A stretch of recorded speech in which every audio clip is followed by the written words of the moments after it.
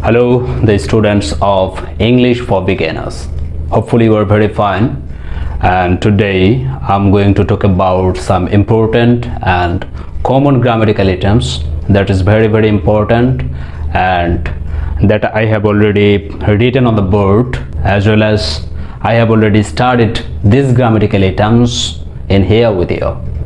And today I repeat once again, and first of all I want to introduce the name of these grammatical items, and that is sentence, person and case, tense, parts of speech, included with noun, pronoun, verb, adjective, prepositions.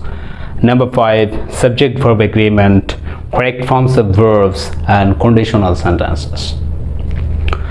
যদি এই নামগুলো আপনার কাছে পরিচিত মনে হয় তাহলে থাকুন আমাদের সঙ্গে আগামী 1 ঘন্টা, আর যদি নামগুলো অপরিচিত মনে হয় বা নামগুলো পরিচিত কিন্তু কনসেপ্ট সম্পর্কে আমার ক্লিয়ার ধারণা নেই, তাহলেও বলবো যে থাকুন আগামী 1 ঘন্টা। ক্লাসের শেষ হতে হতে আপনি ইংলিশের স্কিল ইনক্রিজ করবার জন্য একটা ডেকোরেটেড নির্দেশনা ইনশাল্লাহ পেয়ে যাবেন। ওকে, আমি আজকের ক্লাসে এই পুরো টপিক নিয়ে বা সবগুলো টপিক নিয়ে আমি আসলে কথা বলবো না। আমরা কথা বলবো কারেক্ট ফর্মস অফ ভার্বস এবং কন্ডিশনাল সেন্টেন্স নিয়ে। কারেক্ট ফর্মস অফ ভার্ব এবং কন্ডিশনাল সেন্টেন্স ছাড়া বাকি সবগুলো আইটেমস এর উপরেই আমাদের রেকর্ড ক্লাস রয়েছে, কিন্তু কিছু কিছু জায়গা আমি ক্লাস নেবার সময় হয়তো বা মিস করে গিয়েছিলাম, সেই জিনিসগুলো আমি একটু আলোচনা করব, যার জন্যই আমি প্রত্যেকটা গ্রামেটিক্যাল আইটেমের নাম আমি বোর্ডে লিখেছি। আরও একটা কারণে আমি সবগুলো গ্রামেটিক্যাল আইটেমের নাম লিখেছি, সেটা হচ্ছে কোথা থেকে শুরু করব। এই প্রশ্নটা খুবই কমন প্রশ্ন, যে ইংরেজির কোথা থেকে শুরু করব। আমি চেষ্টা করব যে আমার কাছে যেরকম মনে হয়, অর্থাৎ খুব অল্প সময়ে, আমরা তো খুব অল্প সময়ে অনেক ভালো কিছু করতে চাই, তো সেই জায়গা থেকে অল্প সময়ে একটা ডেকোরেটেড প্রস্তুতি, অর্থাৎ এক ডেকোরেটেড লার্নিং কিভাবে আত্মস্থ করা যায় সেরকমভাবে আমি একটা নির্দেশনাও দিয়ে দেব, এবং ক্লাসগুলোর লিঙ্ক আমি গ্র্যাজুয়ালি ডিসক্রিপশন বক্সে অলরেডি সাজিয়ে দিয়েছি, সেখান থেকে দেখে নিতে পারবেন। ওকে, আসেন। তো শুরুতে কথা বলছি সেন্টেন্স নিয়ে। তো সেন্টেন্সের একটা রেকর্ড ক্লাসের লিঙ্ক অবশ্যই আছে, সেখান থেকে একটু দেখে নেবেন। আমি শুধুমাত্র এখন ইম্পারেটিভ সেন্টেন্স এবং এক্সক্লেমেটরি সেন্টেন্স, এই দুইটা সেন্টেন্স নিয়ে আমি একটু কথা বলবো। এবং আমরা তো জানি যে সেন্টেন্সের ক্লাসিফিকেশন আসলে দুই দিক থেকে করা যায়। একটা হচ্ছে according to the meaning of the sentences, there are 5 classification of sentence আমরা জানি, assertive, interrogative, imperative, objective, exclamatory. আর হচ্ছে according to the structure of the sentence আমরা জানি, simple sentence, complex sentence, compound sentence. যেহেতু আমরা সিম্পল, কমপ্লেক্স, কম্পাউন্ড নিয়ে এখনও কথা বলি নাই, শুধুমাত্র assertive, interrogative, imperative, objective, exclamatory নিয়ে কথা বলেছি, তো রেকর্ড ক্লাসে যেটা নাই সেটা আমি এখন আলোচনা করছি, সেটা হচ্ছে ইম্পারেটিভ সেন্টেন্স নিয়ে, আর একটা হচ্ছে এক্সক্লেমেটরি সেন্টেন্স নিয়ে। আছে কিন্তু বিস্তারিত নাই, আমি একটু বিস্তারিত আলোচনা করার চেষ্টা করছি এক্সক্লেমেটরি সেন্টেন্স। ওকে, একটা ইম্পারেটিভ সেন্টেন্স আসলে মেক হয় কিভাবে? দুইটা ভাবে একটা ইম্পারেটিভ সেন্টেন্স মেক হতে পারবে। একটা হচ্ছে ভার্ব দিয়ে শুরু, আর একটা হচ্ছে লেট দিয়ে শুরু। যদি ভার্ব দিয়ে শুরু হয় তাহলে স্ট্রাকচারটা এমন হবে, verb plus object plus extension, verb plus object plus EXT, extension. আর যদি লেট দিয়ে শুরু হয় তাহলে স্ট্রাকচারটা এরকম হবে, let object verb extension. Okay, আমি একটু এক্সাম্পলের মাধ্যমে ব্যাখ্যা করার চেষ্টা করছি। যেমন দেখেন, verb plus object plus extension আপনারা সবাই জানেন। আমরা যদি বলি ডু দ্য ওয়ার্ক, তাহলে do verb, the work object. এরপরে বাকি অংশ সুন্দর মতো আপনি ইউজ করতে পারবেন, এটা ডিপেন্ডস অন ইউ। হ্যাঁ, ডু দ্য ওয়ার্ক স্পন্টানিয়াসলি, স্বতঃস্ফূর্তভাবে কাজটি করো। ওকে, আর যদি লেট দিয়ে আমরা সেন্টেন্স মেক করি তাহলে দেখেন এইরকম একটা সেন্টেন্স আমি মেক করছি, let me check, CHEK, check the matter, আমাকে বিষয়টি দেখতে দাও, আমাকে বিষয়টি দেখতে দাও। ধরো লেট একটা অবজেক্ট, এবার ভার্ব এবং ভার্বের পরে বাকি অংশ নর্মাল।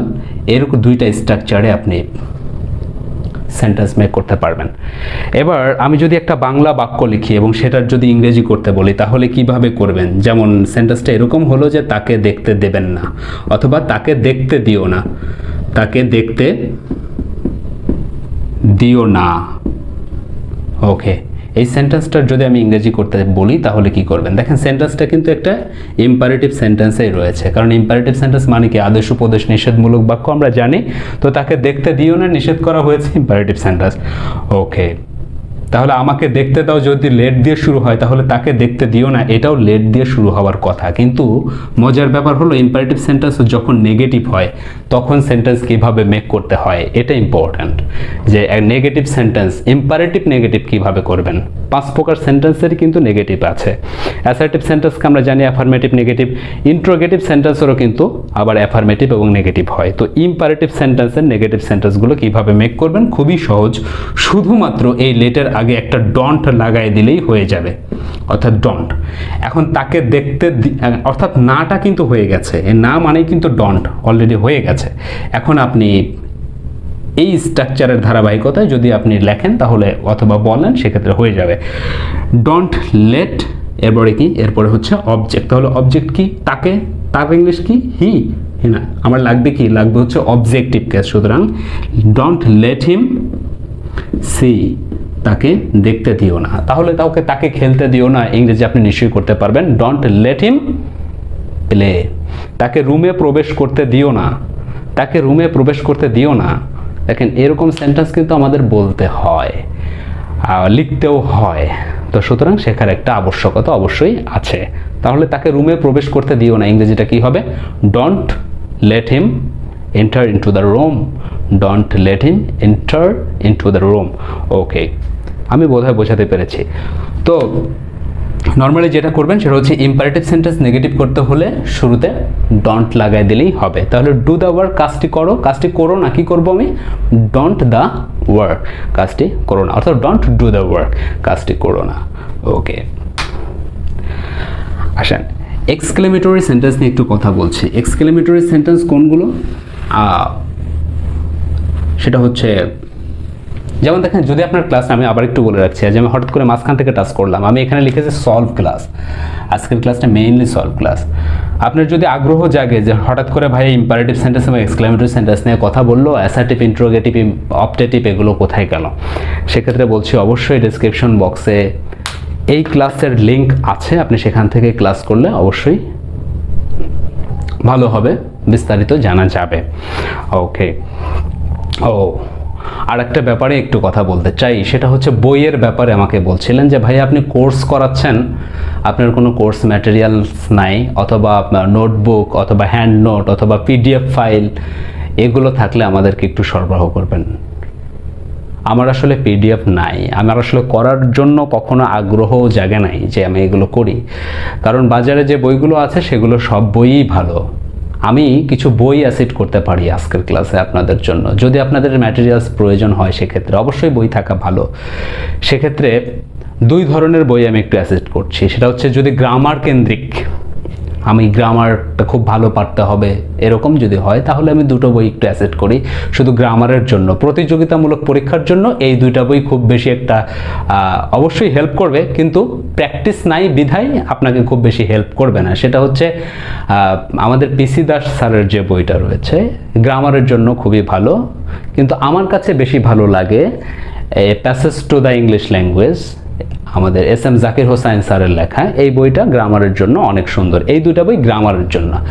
এখন আপনি চাচ্ছেন গ্রামার এবং প্রতিযোগিতামূলক পরীক্ষায় ভালো করা যায়, এই জন্য আমি কি বই পড়ব। সেক্ষেত্রে আমার পরামর্শ হচ্ছে, যদি আমি যেগুলো পড়ি আর কি সব বই ভালো, আমি কোনো বইকে তারপর আমি অ্যাসিড করছি যেন আমি যেই বইগুলো পড়ি আমার কাছে ভালো লাগে সেরকম করে। সেটা হচ্ছে গ্রামারও পড়ব এবং আমি একটু প্রতিযোগিতামূলক পরীক্ষায়ও ভালো করতে চাই, অনেক প্র্যাকটিস আছে এরকম একটা বই। সেক্ষেত্রে আমি বলছি যে ইংলিশ ফর কম্পিটিটিভ এক্সাম, আমাদের মোহাম্মদ ফজলুল হক স্যারের বই। পাশাপাশি আমি আরও কয়েকটা বইয়ের নাম বলতে পারি, এখানে বোধহয় আছে আমাদের জয়কলের যে কোনো বই ভালো। জয়কলের প্রতিযোগিতামূলক পরীক্ষার জন্য ওনারা যে বইগুলো বানান, ওখানে গ্রামারও থাকে, প্র্যাকটিসও থাকে। আমাদের মোহাম্মদ জাহাঙ্গীর আলম ভাইয়ের মাস্টার বইটা বহুল জনপ্রিয় বই, সবাই কিনছে, পড়ছে, তো এই বইটাও ভালো আছে। তবে আমি অবশ্যই পরামর্শ দেব যে কোনো একটা বই হতে পারে সেটা জয়কুলির বই, হতে পারে সেটা English for competitive exam Fazlul Haque স্যারের বই, এবং হতে পারে সেটা মাস্টার জাহাঙ্গীর আলম ভাইয়ের বই, সমস্যা নেই, যে কোনো একটা বই আমার মতো করে আমি একটা বই পছন্দ করি। আমি এখানে সবগুলো বই রেখেছি, কিন্তু নর্মালি প্রথম শুরু করেছিলাম একটা বই পড়েই। তো আমার পরামর্শ যে কোনো একটা বইকে সাথে রাখবেন। আর কোথা থেকে শুরু করব সেই দিক নির্দেশনা ইনশাল্লাহ আমি আজকের ক্লাসে শেষে পেয়ে যাবেন ইনশাল্লাহ। ওকে, তো আসেন আমরা একটু এক্সক্লেমেটরি সেন্টেন্স নিয়ে কথা বলছিলাম। এক্সক্লেমেটরি সেন্টেন্স নিয়ে একটু কথা বলি। তো পাখিটি কত সুন্দর, মেয়েটি কত সুন্দর, ও আমরা খেলায় জিতে গিয়েছি, এগুলোই কিন্তু এক্সক্লেমেটরি সেন্টেন্সের এক্সাম্পল। তো এক্সক্লেমেটরি সেন্টেন্স দুইভাবে মেক করা যেতে পারে। এক্সক্লেমেটরি সেন্টেন্স দুইভাবে মেক করা যেতে পারে। এক, সেটা হচ্ছে হোয়াট অথবা হাউ দিয়ে আপনি বাক্য শুরু করতে পারেন, হোয়াট অথবা হাউ দিয়ে বাক্য শুরু করতে পারেন। এরপরে একটা অ্যাডজেক্টিভ প্লাস নাউন। আমি একটা সেন্টেন্স লিখছি, দেখেন আপনি এক্সাম্পল এমনিই পাবেন। হোয়াট এ বিউটিফুল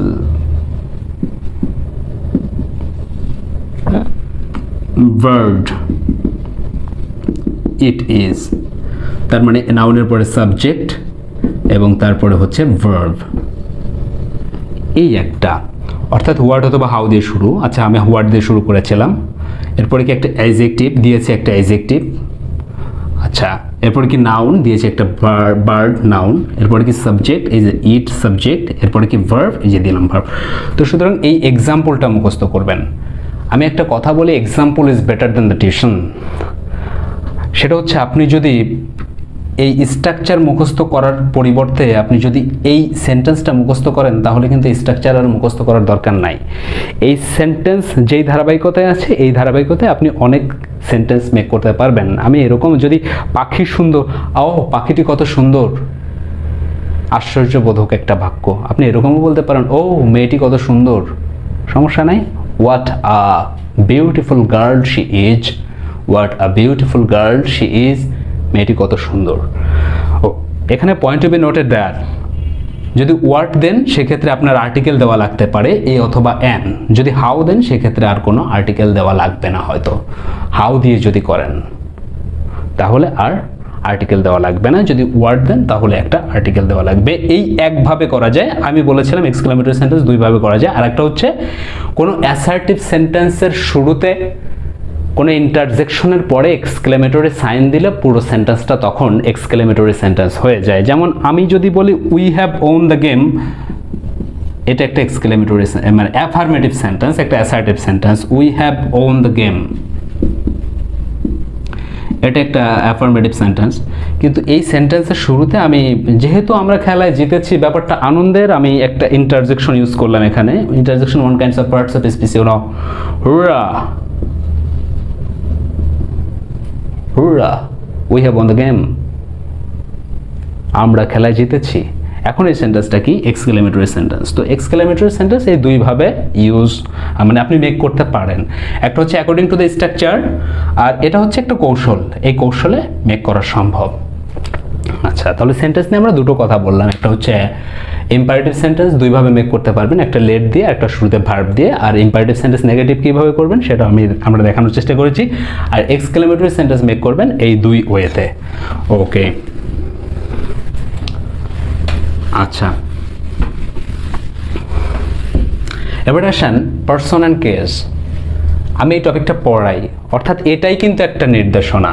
অর্থাৎ এই ধারাবাহিকতায় আপনি শুরু করতে পারেন। অর্থাৎ শুরুতে সেন্টেন্স, তারপরে এটা, তারপরে 3 টেন্স পড়েন, তারপরে আপনি পার্সন স্পিচ পড়েন, তারপরে আপনি সাবজেক্ট ভার্ব এগ্রিমেন্ট পড়েন, তারপরে কারেক্ট ফর্মস অফ ভার্ব পড়েন, তারপরে কন্ডিশনাল সেন্টেন্স পড়েন। এই ধারাবাহিকতায় পড়েন, আপনার মনে হবে যে একটা স্যাটিসফ্যাকশনের জায়গা তৈরি হয়েছে। আপনার মনে হবে যদি আপনি লার্নিং পজিশনে থাকেন। আর অলরেডি যদি আপনি পড়াশোনা করে ফেলেন সে কথা তো আলাদা, রাইট? ওকে, আমার ভিডিওগুলো সবসময় লার্নার্সদের জন্যই হয়তো, হ্যাঁ, that's why. Okay, person and case. Normally person and case আমি একটু শুরুর দিকে পড়ে রাখতে বলি এই কারণের জন্য, কারণ অ্যাডভান্স লেভেলের গ্রামারের দিকে যখন আপনি যাবেন তখন এরা আপনাকে হেল্প করবে। অর্থাৎ এদেরকে আমি শুধু একটু চিনে রাখতে বলি যে person, first person, second person, third person, first person I, my, me, we, our, us, second person you, your, you, third person he, his, him, she, her, her, they, their, them, it, its, it, who, whose, whom, case কি, subjective, positive, objective, vocative. এই person এবং কেসের উপর ভিত্তি করে দারুণ একটা class রয়েছে। এই ক্লাসের লিঙ্কটাও ডেসক্রিপশন বক্সে আছে। আমি গ্র্যাজুয়ালি সাজিয়েছি লিঙ্কগুলো, এই লিঙ্কগুলোর প্রতি আমি একটু আপনাদেরকে জোর দিচ্ছি, লিঙ্কগুলো গ্র্যাজুয়ালি করবেন। আর বইয়ের ব্যাপারে তো কিছুক্ষণ আগে বললামই, আর একটা কথা একটু বলে নিতে চাই। যেমন দেখেন, আই ক্যান গ্যারান্টি যদি এই ধারাবাহিকতায় আপনি একটু পড়াশোনা করেন এবং একটা নোট যদি আপনি নিজে করেন, যখন ক্লাস করবেন তখন নোট করতে থাকবেন। প্রত্যেকটা ক্লাস শেষ করার পরে দেখবেন যে আপনার নিজেরই একটা হ্যান্ড নোট তৈরি হয়েছে। সজিবুল স্যারের কাছে জিজ্ঞেস করতে হবে না, সজিবুল স্যার পিডিএফটা তো দিলেন না, সজিবুল স্যার গত দিনের রেকর্ড ক্লাসটা তো দিলেন না।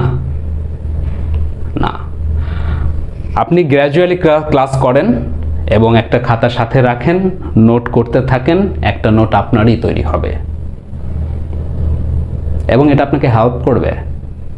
ওকে, তো এই পার্সন অ্যান্ড কেসের এই ক্লাসটা আপনারা লিঙ্ক থেকে করে নেবেন। ওকে, টেন্সের জন্য টেন্স এর ক্লাসটা অবশ্যই লিঙ্ক থেকে করে নেবেন, টেন্সের লিঙ্কটাও দিয়েছি। যে বাংলায় আপনি যখন কথা বলছেন সেটা কোন টেন্সে কথা বলছেন সেটা যদি না বুঝতে পারেন তাহলে ইংলিশে আপনি মেক করবেন কিভাবে? কারণ আপনি বাই বর্ন তো নেটিভ ইংলিশ না, অর্থাৎ বাই বর্ন আপনি ইংলিশ না, অর্থাৎ আপনি ইংরেজি শোনেন নাই, ইংরেজি শুনে শুনে ইংরেজি শিখেন নাই। একটা লেভেলে এসে প্রয়োজনের তাগিদে এখন আপনার মনে হচ্ছে যে আমার আসলে এখন ইংলিশ শেখা দরকার। That's why tense is the mother of English grammar, tense is the soul of English language, that's why I will have to learn tense first. এই যে একটা থিঙ্কিং, এই থিঙ্কিং থেকে এখন আমি টেন্স শিখি। তো এর ক্লাসটা খুবই মজার, অবশ্যই এটা টেন্সের ক্লাসটা ওখান থেকেই করবেন। তারপর আমি টেন্স নিয়ে সামান্য একটু আলোচনা করব, কিন্তু এখন না, আমি যখন correct forms of verb main আলোচনায় ঢুকবো তখন টেন্স নিয়ে একটু আলোচনা থাকবে। ওকে, পার্টস অফ স্পিচের লিঙ্কের ক্লাসটা অবশ্যই করবেন। পার্টস অফ স্পিচ আমরা জানি 8 classification of parts of speech, noun, pronoun, verb, adverb, adjective, preposition, conjunction, interjection. Okay, আমরা এখন পর্যন্ত আলোচনা করেছি নাউন নিয়ে, প্রোনাউন নিয়ে, ভার্ব নিয়ে, অ্যাডজেক্টিভ নিয়ে এবং প্রিপোজিশন নিয়ে। অ্যাডভার্ব, কনজাংশন, ইন্টারজেকশন নিয়ে আলোচনা করি নাই, হয়তো আমরা ধারাবাহিকভাবে পরবর্তীতে আলোচনা করব। এই পর্যন্ত ক্লাস কিন্তু আমাদের আছে। তো আপনি চাইলে এই ক্লাসগুলো গ্র্যাজুয়ালি করবেন, অর্থাৎ শুরুতে নাউনের ক্লাস, তারপর প্রোনাউনের ক্লাস, তারপর ভার্বের ক্লাস, অ্যাডজেক্টিভ, এবং অবশ্যই নোট ইম্পর্ট্যান্ট, এই ক্লাসগুলো করবেন। ওকে, এখানে আসলে বলার কিছু নাই। যেমন নাউনের ক্লাসিফিকেশন আমরা জানি, countable noun, uncountable noun, according to the quantity. আর যদি আপনি বস্তুর দিক দিয়ে চিন্তা করেন সেক্ষেত্রে আমরা জানি proper noun, common noun, collective noun, material noun, প্রত্যেকের সংজ্ঞা আছে এবং আমাদের চিনতে হবে যে কোনটা কোন নাউন। এই তো নাউন পড়া, নাউনের তো আর কিছু নাই। ওকে, ভার্ব আমরা জানি, ভার্বের classification, transitive verb, intransitive verb, finite verb, non finite verb, এই ক্লাসিফিকেশনগুলোতে এইগুলোই কিন্তু আপনার জানতে হবে, আর কিন্তু কিছু না। গ্রামার কিন্তু এর বাইরে কিছু না। তো আপনি যদি রেকর্ড ক্লাসের লিঙ্ক অনুযায়ী যদি ক্লাসটা করেন, গ্র্যাজুয়ালি যদি করেন, I can guarantee it will help you. Okay, প্রিপোজিশনের জন্য আমাদের প্রায় 40 মিনিটের একটা ক্লাস রয়েছে, অবশ্যই করবেন, একটু সময় নিয়ে করবেন। টপিক কিন্তু অ্যাজ ওয়েল অ্যাজ এখানে লিখেছে 7টা, কিন্তু সব মিলে কিন্তু 7, 8, 9, 10, 11, 12, 11টা ক্লাস আছে। এখন 11টা ক্লাস কিন্তু একদিনে করা সম্ভব না। আজকে আমি পড়ানোর জন্য একদমই আসি নাই, মানে সবকিছু শেখানোর জন্য আসে নাই, আমি ইম্পর্টেন্স নিয়ে কথা বলছি। যদি এই ধারাবাহিকতায় যাওয়া যায় তাহলে অবশ্যই স্যাটিসফ্যাকশনের জায়গাটা তৈরি হবে। ওকে, আসেন subject verb agreement. Subject verb agreement নিয়ে বেশ কিছু হয়তোবা বছর খানিক আগে আমি 2টো ক্লাস বানিয়েছিলাম, সাবজেক্ট ভার্ব এগ্রিমেন্ট 1 এবং সাবজেক্ট ভার্ব এগ্রিমেন্ট 2। অবশ্যই লিঙ্ক পাবেন, আগে 1 তারপরে 2, এই ধারাবাহিকতা করবেন। সাবজেক্ট ভার্ব এগ্রিমেন্ট কি, ফিলোসফিটা কি? আমি বলেছিলাম সাবজেক্ট সিঙ্গুলার হলে ভার্ব সিঙ্গুলার, সাবজেক্ট প্লুরাল হলে ভার্ব প্লুরাল। এর উপর ভিত্তি করে আমরা অনেকগুলো রুলস প্র্যাকটিস করেছিলাম। এই তো গ্রামার, অর্থাৎ সাবজেক্টের সঙ্গে ভার্বের কম্বিনেশন সবসময় থাকতে হবে। সাবজেক্ট সিঙ্গুলার হলে ভার্ব সিঙ্গুলার, সাবজেক্ট প্লুরাল হলে ভার্ব প্লুরাল হবে। এই ফিলোসফির উপর ভিত্তি করে আমরা বেশ কিছু রুলস প্র্যাকটিস করেছিলাম।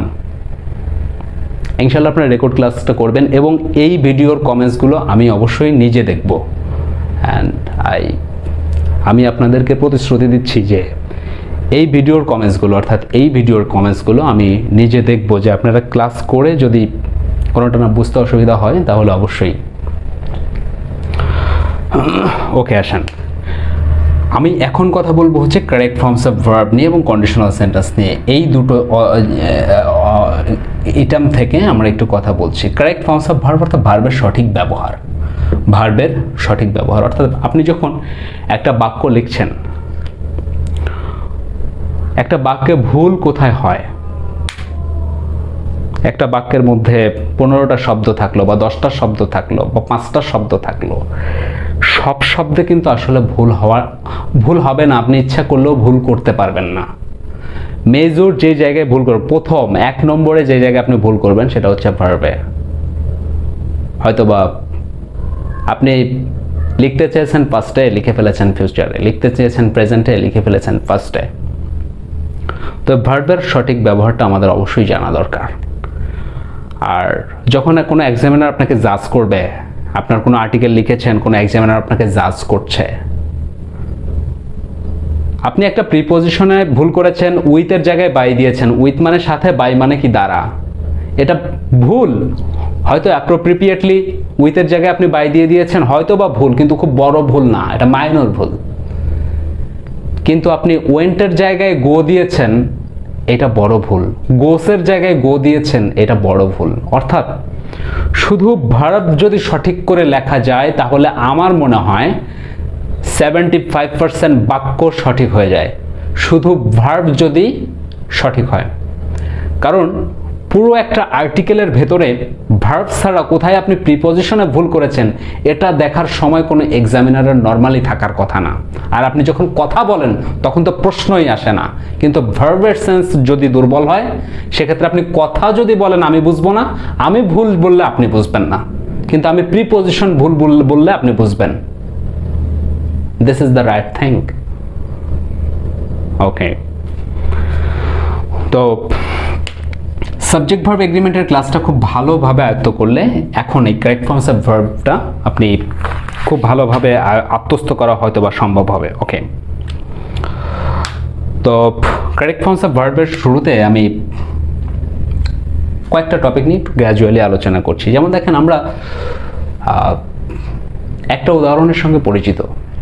ডাক্তার আসার পূর্বে রোগী মারা গেল, ডাক্তার আসার পর রোগী মারা গেল। একটা হচ্ছে ডাক্তার আসার পূর্বে রোগী মারা গেল আর ডাক্তার আসার পর রোগী মারা গেল। এই উদাহরণ শুনতে শুনতে কান মানে এখন আর শুনতে চায় না এই উদাহরণটা। কিন্তু কান এই উদাহরণ শুনতে না চাইলেও এই উদাহরণটা এখন আর পরীক্ষায় হয়তো বা আসে না, কিন্তু এই উদাহরণই আসে সে আসার পর তার কাজটি শেষ হলো। ডাক্তারের রোগীটা হয়তো বা পুরনো হয়ে গেছে, কিন্তু ওই স্ট্রাকচারটা পুরনো হয় নাই, এখনো প্রতিযোগিতামূলক পরীক্ষায় আসছে। বা শুধু পরীক্ষার কথা বাদ দিলাম, আপনি যখন খাতায় লিখতে যাবেন, আমি আপনাকে জিজ্ঞেস করলাম যে আপনি কাজটি কখন করেছেন, আপনি বললেন যে সে আসার পরেই আমি কাজটি করেছি। আমি আপনাকে জিজ্ঞেস করলাম আপনি কি কাজটি করেছেন, আপনি বললেন তুমি আসার আগেই আমি কাজটি করেছি। ডাক্তার আর রোগী হয়তো নাই, কিন্তু স্ট্রাকচারটা, ম্যাটেরিয়ালসটা কিন্তু একই আছে। ওকে, তো দ্যাটস ওয়াই আমরা একটু পূর্বে আর পরে আমি আমার মতো করে একটু বোঝানোর চেষ্টা করছি। আমি জানি যে বারবার পড়ি এবং এই জিনিসটা বারবার গুলাই যায়। একটা হচ্ছে বিফোর আর একটা হচ্ছে আফটার। আমি আগে প্রথমে গ্রামার আলোচনা করছি, পরে সব কিছু। আচ্ছা, বিফোর আফটার। গ্রামার হচ্ছে বিফোরের পূর্বে। বিফোর মানে কি পূর্বে, তাহলে বিফোরের পূর্বে, আর আফটার মানে কি পরে, আফটারের পরে। বিফোরের পূর্বে আন্ডারলাইন করেছি, আফটারের পরে আন্ডারলাইন করেছি। বিফোরের পূর্বে পাস্ট পারফেক্ট টেন্স হবে আর আফটারের পরে পাস্ট পারফেক্ট টেন্স হবে। এখন বিফোর এবং আফটার দিয়ে তো দুটো ক্লজকে জোড়া দেওয়া হয় নরমালি, দুটো ক্লজকে জোড়া দেওয়া হয়। তা বিফোর দিয়ে জোড়া দেওয়া দুটো ক্লোজের একটি ক্লোজ আপনি পাস্ট পারফেক্টে করলেন, বাকি থাকলো আরেকটা ক্লোজ, এই ক্লোজটা আপনি করবেন পাস্ট ইনডিফিনাইট টেন্সে। আফটারের পরের ক্লোজটা আপনি পাস্ট পারফেক্টে করেছেন, আগের ক্লোজটা অবশ্যই আপনি করবেন পাস্ট ইনডিফিনাইট টেন্সে। এখন আপনি মুখস্থ করবেন কিভাবে? মুখস্থ করবেন বিফোরের পূর্বে, আফটারের পরে পাস্ট পারফেক্ট টেন্স, অন্যটা পাস্ট ইনডিফিনাইট টেন্স। এটা হচ্ছে গ্রামার। আচ্ছা, আমি ডাক্তার আর রোগী লিখি। ডাক্তার আসার পূর্বে রোগীটি মারা গেল। আচ্ছা, সেন্টেন্সটা আমি কিভাবে করব? পূর্বে, তো পূর্বে তো মাঝখানে থাকবে, আমি মাঝখানে দিলাম বিফোর। এখন আগের অংশটা আমি কি করব? পাস্ট পারফেক্ট টেন্সে। পরের অংশটা আমি কি করব? Past indefinite. আমি দুটো অংশ একটু ভাগ করে নেই। দুটো অংশকে যদি ভাগ করি তাহলে ডাক্তার আসা এই একটা অংশ আর রোগী মারা যাওয়া এই একটা অংশ, রাইট? এখন আপনি শুরুতে কোন অংশটা লিখবেন এটা কিন্তু ইম্পর্ট্যান্ট। শুরুতে আপনি ডাক্তার আসার গল্পটা লিখবেন নাকি রোগী মারা যাওয়ার গল্প লিখবেন? বিফোর তো আপনি মাঝখানেই দিলেন, সমস্যা নাই। আফটার তো আপনি মাঝখানেই দিবেন, সমস্যা নাই। কিন্তু শুরুতে লিখবেন কোনটা, এইটা ইম্পর্ট্যান্ট। সেক্ষেত্রে আমি বলছি দুটো কাজের মধ্যে যে কাজটা আগে ঘটেছে সেটা আগে লিখবেন। কিন্তু যদি বিফোর যুক্ত সেন্টেন্সে লেখেন তাহলে অবশ্যই আগের অংশটা পাস্ট পারফেক্ট, অন্য অংশটা পাস্ট ইনডিফিনাইট। আফটার দিয়ে যদি লেখেন তাহলে পরের অংশটা পাস্ট পারফেক্ট, আগের অংশটা পাস্ট ইনডিফিনাইট। এখানে যেটা বললাম, ওকে। তাহলে কি বলছিলাম? যে দুটো কাজের ক্ষেত্রে যে কাজটা আগে ঘটেছে সেই কাজটা আপনি আগে লিখবেন। আচ্ছা, ডাক্তার আসার পূর্বে রোগী মারা গিয়েছে, তাহলে ডাক্তার আগে এসেছে নাকি রোগী আগে মারা গিয়েছে? ডাক্তার আসার আগেই তো রোগী মারা গিয়েছে, সুতরাং রোগী আগে মারা গিয়েছে। সুতরাং এখানে আমি প্রথমে লিখবো হচ্ছে রোগীর কথা, রোগীর ইলাবরেশন। তাহলে দ্য পেশেন্ট হ্যাড ডাইড। তাহলে বিফোরের পূর্বে পাস্ট পারফেক্ট টেন্স হলো, অন্য অংশটা হবে পাস্ট ইনডিফিনাইট টেন্সে। তো অন্য অংশ কোনটা? সেটা হচ্ছে ডাক্তার আসার পূর্বে, দা ডক্টর, পাস্ট ইনডিফিনাইট তার মানে ভার্বের 2 নম্বর রূপ বা ভার্বের past form. The doctor came, the patient had died before the doctor came, the patient had died before the doctor came. Okay okay, তাই যদি হয় তাহলে এই সেন্টেন্সটা কেমন হবে? এবার আমি ডাক্তার আর রোগী থেকে একটু বের হয়ে যাই। তুমি আসার পরই আমি এই কাজটি করলাম, তুমি আসার পর আমি কাজটি করলাম, বা সে আসার পর আমি কাজটি করলাম, সে আসার পর আমি কাজটি করলাম।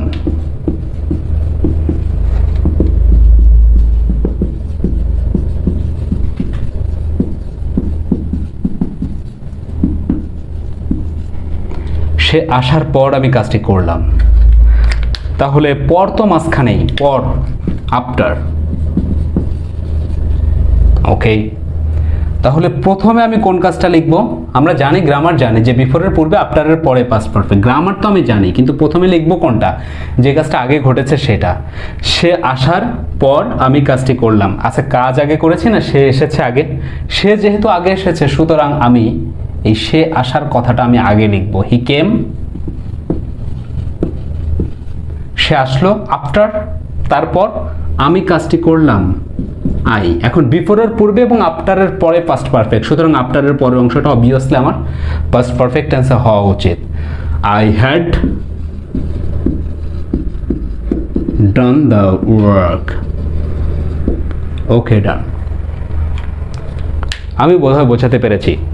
একটু অ্যানালাইসিস করলে, যদি বুঝতে অসুবিধা হয় তাহলে একটু অ্যানালাইসিস করলে নিজেই বোঝা যাবে। ওকে, এবার আসেন নেক্সট ওয়ান। আমি একটু কথা বলবো টেন্স মার্কার নিয়ে, খুবই important. Tense marker, tense marker কি ভাই? টেন্স মার্কার কি? টেন্স মার্কার হচ্ছে কিছু শব্দ, যেই শব্দগুলো ব্যবহার করলে ওই শব্দ অনুযায়ী যেই টেন্সটা নির্দিষ্ট, ওই টেন্সেই আপনাকে বাক্য গঠন করতে হবে। আমি বলেছিলাম যে টেন্স নিয়ে একটু কথা বলবো। তা কারেক্ট ফর্মস অফ ভার্ব আর টেন্সের ভিতরে একটা সিমিলারিটি আছে। আমি কথা এখন কিন্তু বলছি ভার্ব নেই, ওকে।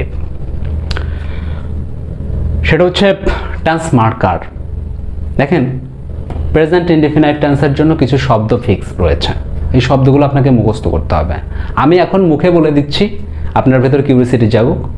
ডেসক্রিপশন বক্সে টেন্স মার্কারের একটা চার্ট আমি লিখে দিয়েছি, সেখান থেকে নোট করে নেবেন অথবা মুখস্থ করে নেবেন। ওকে ডান। প্রেজেন্ট ইনডিফিনাইট টেন্সের জন্য বাক্যে যদি কখন আপনি always, often, sometimes, regularly, generally, occasionally, everyday এই শব্দগুলো পান, তাহলে সেই সেন্টেন্সটা প্রেজেন্ট ইনডিফিনাইট টেন্সে হবে। যদি না হয় তাহলে ভুল আছে। বা আপনি যদি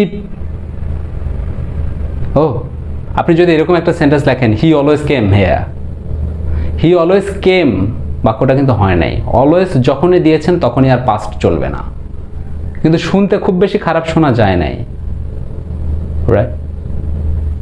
ওকে ওকে, দেখেন সে মাত্র আসলো, অথবা আপনি এরকম একটা সেন্টেন্স করতে পারেন যে সে ইতোমধ্যে চলে এসেছে, সে ইতোমধ্যে এসেছে। এখন দেখেন এরকম এই সেন্টেন্সটা কি শুনতে খুব বেশি খারাপ লাগছে? হি কেম অলরেডি, হি কেম অলরেডি, সে অলরেডি কেম, সে অলরেডি কেম, সে অলরেডি চলে আসলো, সে ইতোমধ্যে চলে আসে। আচ্ছা, সেন্টেন্সটা শুনতে খারাপ লাগার কথা না, কিন্তু বাক্যটা না হয় নাই। কেন হয়নি? কারণ টেন্স মার্কার হচ্ছে অলরেডি। টেন্স মার্কারের ভেতরে একটা ব্যাপার মুখস্থ করতে হবে, সেটা হচ্ছে অলরেডি যদি বাক্যে থাকে তাহলে সেই সেন্টেন্সটা প্রেজেন্ট পারফেক্ট টেন্সে করতে হবে। অর্থাৎ এই সেন্টেন্সটা সঠিক সেন্টেন্স ছিল এরকম, হি হ্যাজ কাম অলরেডি, সে অলরেডি চলে এসেছে, হি হ্যাজ কাম অলরেডি। বোধহয় ব্যাপারটা বোঝাতে পেরেছে। তো দ্যাট মিনস এই যে শব্দগুলো, এই শব্দ চয়নের ক্ষেত্রে আমাদেরকে অবশ্যই সতর্ক থাকতে হবে। একদিনে হবে না, obviously each and every situation you will have to try to your level best as soon as possible you can, otherwise it is not at all possible to speak like the native speakers, right? Okay, এই tense মার্কারগুলো আপনারা একটু মুখস্থ করে নেবেন। আমি এখন একটু মুখে বলছি। প্রেজেন্ট ইনডিফিনাইট টেন্সের tense marker: always, often, sometimes, regularly, generally, occasionally, everyday, present continuous, now, at this time, at this moment, present perfect, just now, even, never, lately, recently, already, yet, future indefinite tense, by this time, by next time, past perfect tense এর ক্ষেত্রে তো আমরা বললামই, since, for, how long দ্বারা যদি duration বোঝায় তাহলে অবশ্যই প্রেজেন্ট পারফেক্ট কন্টিনিউয়াস টেন্স হয়। তো এই জিনিসগুলো একটু আমাদের একটু মুখস্থ রাখতে হবে। তো দুটো বিষয় নিয়ে আলোচনা করলাম, একটা বিফোর আফটার, একটা হচ্ছে টেন্স মার্কার, মোস্ট ইম্পর্টেন্ট, না হলে লিখতে গেলে ভুল করব, খুব নর্মাল। আরেকটা ব্যাপার নিয়ে একটু কথা বলবো টেন্সের ক্ষেত্রে, এইটা মেনটেন করতে হবে, মেনটেন করাই লাগবে, না হলে আমাদের সেন্স দুর্বল হয়ে যাবে, আমি লিখতে পারবো না, লিখলে ভুল হবে। সেটা হচ্ছে, গ্রামারের নামটা আমি একটু লিখি, সেটা হচ্ছে sequence of tense, SEQUENC, sequence of tense. Sequence of tense কি? সিকোয়েন্স অফ টেন্স হচ্ছে টেন্সের ধারাবাহিকতা, টেন্সের ধারাবাহিকতা রক্ষা করা। দেখেন আমরা যখন কথা বলি, কখনো কি আমরা খুব গভীরভাবে যদি একটু লক্ষ্য করি, বা লক্ষ্য করেছেন কি না, যে আমরা যখন কথা বলি তখন কিন্তু আমরা হুটহাট অবস্থার পরিবর্তন করি না। আমি সচেতনভাবে এখন কথা বলছি, যতগুলো কথা বলছি সবই কিন্তু প্রেজেন্টে আছে, আপনারা লক্ষ্য করেন। আমি কিন্তু এখন প্রেজেন্টে কথা বলছি, এখন হঠাৎ করেই কি আমি পাস্টে চলে যেতে পারি না, কিন্তু অর্থাৎ পাস্টে চলে যেতে হলে আমাকে ফিক্সড কিছু জিনিস লাগবে, তাহলেই আমি পাস্টে যেতে পারবো। এই যে মাত্র পারবো বলে ফিউচারে গেলাম, এই যে এখন আসছে, তো এটাকে বলা হয় সিকোয়েন্স অফ টেন্স, টেন্সের ধারাবাহিকতা রক্ষা করা। ওকে, আমি আরেকটা এক্সাম্পলের মাধ্যমে একটু ব্যাখ্যা করার চেষ্টা করছি। সাপোজ আমি এরকম সেন্টেন্স লিখলাম, আই ওয়েন্ট টু কুয়াকাটা, আমি কুয়াকাটা গেলাম, আই ওয়েন্ট টু কুয়াকাটা, আমি কুয়াকাটা গেলাম। অ্যান্ড আমি কি বল কুয়াকাটা গেলাম এবং এখন কি আমি ওই এই সেন্টেন্সটা যেহেতু ওয়ান্টটা যেহেতু পাস্টে রয়েছে, পরবর্তী সেন্টেন্সের ভার্বটা কিন্তু আমার পাস্টের দিকে টানছে। ইচ্ছে করলেও কিন্তু আমি প্রেজেন্ট বা ফিউচারে আমি হঠাৎ করে চেঞ্জ করতে পারি না। যেই ধারাবাহিকতা, আই ওয়েন্ট টু কুয়াকাটা, আমি কুয়াকাটা গেলাম, and I saw a virgin beach, and I saw a sea কিন্তু না, I saw a beautiful beach that is called the virgin beach of the world. আমি এখানে তিনটা সেন্টেন্স বলেছি, তিনটা সেন্টেন্সই কিন্তু প্রেজেন্টেই রয়েছে না, পরেরটা প্রেজেন্টে আর আগের দুটো পাস্টে। দুঃখিত, আগের দুটো পাস্টে। আমি একটু লিখে বোঝাই যেহেতু একটু ঝামেলা হলো। আই ওয়েন্ট টু কুয়াকাটা, আমি কুয়াকাটা গেলাম, I saw a beach, a beautiful beach, এবং আমি একটা দারুণ সৈকত দেখলাম, BECH বিচ, সৈকত দেখলাম। ওকে, অর্থাৎ ইচ্ছা করলে কি আমি এখানে সি দিতে পারি অথবা উইল সি দিতে পারি না। এটাকে বলা হয় টেন্সের ধারাবাহিকতা রক্ষা করা, সিকোয়েন্স অফ টেন্স।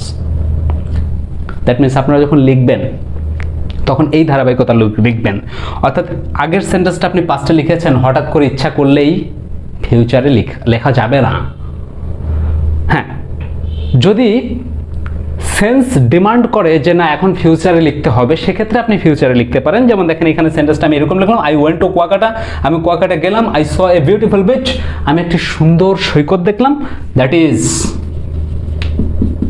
এই যে প্রেজেন্ট আসলো, এই দ্যাট মানে কোনটা, বিচটা। এই বিচ সম্পর্কে এখন আমি বর্ণনা দিচ্ছি, কুয়াকাটা সম্পর্কে না। That is called the virgin beach of the world, বিশ্বের ভার্জিন বিচ বলা হয় কিন্তু কুয়াকাটাকে। রাইট, দ্যাট মিনস আমার এদিকে আর ইম্পর্টেন্ট না, আমি এক্সটেনশন বাক্য অনেক বড় করতে পারি, ইম্পর্টেন্ট না। এই জায়গাটায় আমি নোটিস করতে বলছি। এটাকে বলা হচ্ছে সিকোয়েন্স অফ টেন্স। অর্থাৎ একটা টেন্স থেকে যখন আপনি লিখবেন ফ্রি হ্যান্ড রাইটিংয়ের সময়, একটা সেন্টেন্স লিখলেন একটা টেন্সে, পরবর্তী সেন্টেন্সটা যেন সেম টেন্সে হয়। যদি না হয়, যদি আপনি টেন্সের পরিবর্তন করেন, তার যেন অবশ্যই যৌক্তিক কারণ থাকে। এটা ডিপেন্ডস অন ইউ, এটা depends on your practice. There is no rules that is helped.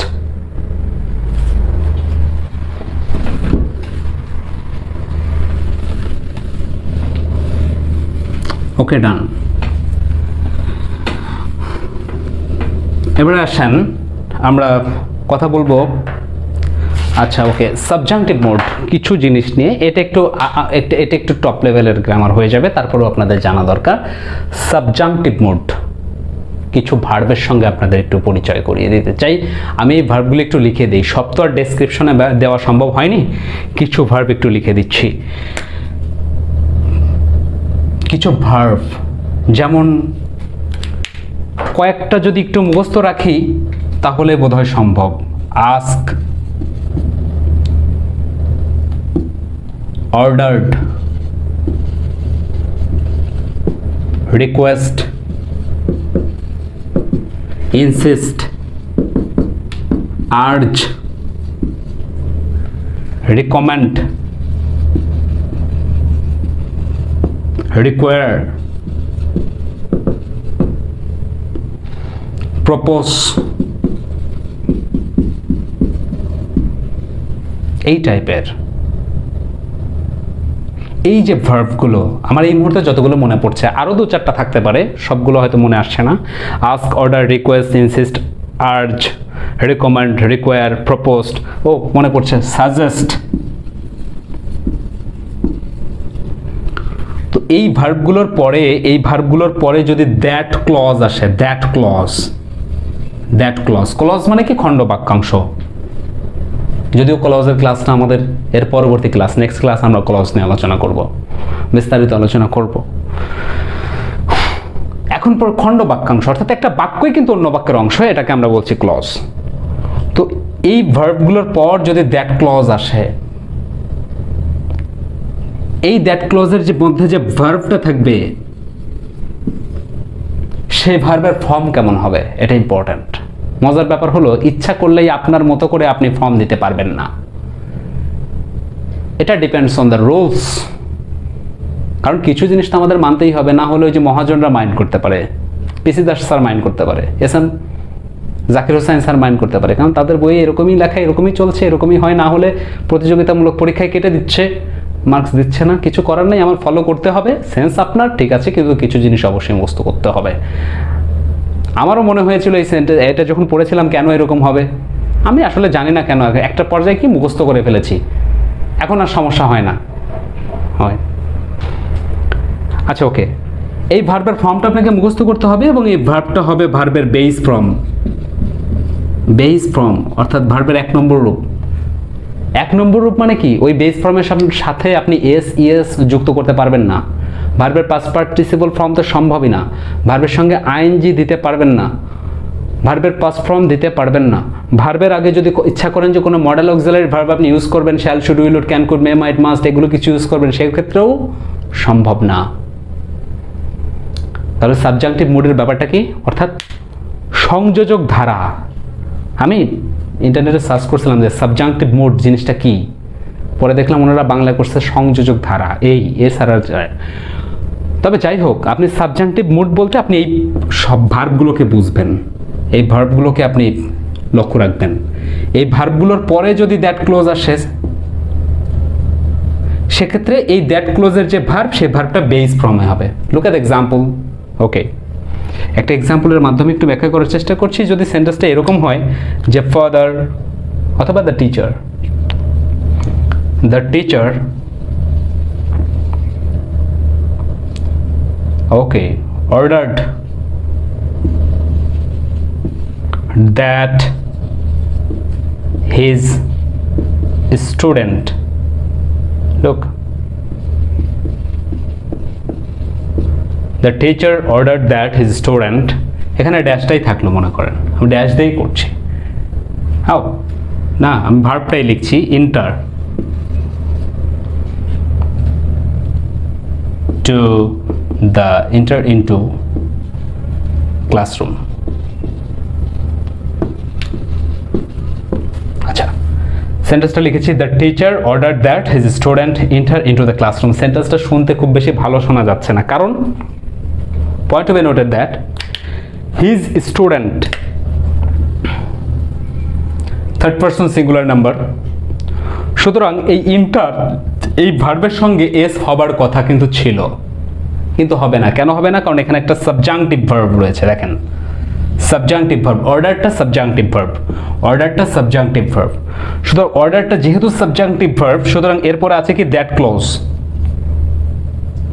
অর্ডারের পর দ্যাট ক্লজ, দ্যাট ক্লজের যে মেইন ভার্ব সেটা সবসময় বেস ফর্মে হবে, এর সঙ্গে এসও যুক্ত করতে পারবেন না। কিন্তু এস কিন্তু ডিমান্ড করে যদি এখান থেকে বাক্যটা শুরু হতো, হিজ স্টুডেন্ট অথবা স্টুডেন্ট, এখান থেকে যদি বাক্যটা শুরু হতো, তাহলে স্টুডেন্ট যেহেতু থার্ড পারসন সিঙ্গুলার নাম্বার, এক বচন এবং একা বোঝাইছে, স্টুডেন্টস না, সুতরাং এখানে একটা এস হবার কথা ছিল নর্মাল রুলস অনুযায়ী। আমরা জানি প্রেজেন্ট ইনডিফিনিট টেন্স শেখার সময় শিখেছি subject third person singular number হলে ভার্বের সাথে এস যুক্ত হয়, কিন্তু এখানে ভার্বের সঙ্গে এস যুক্ত হবে না। কেন হবে না?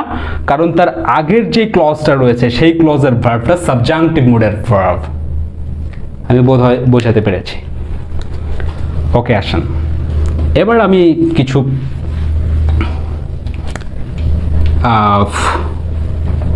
কমন কিছু ব্যাপার নিয়ে একটু আলোচনা করব, যেগুলো আসলে লিখতে গেলে এগুলোর বাইরে যাওয়া সম্ভবই না।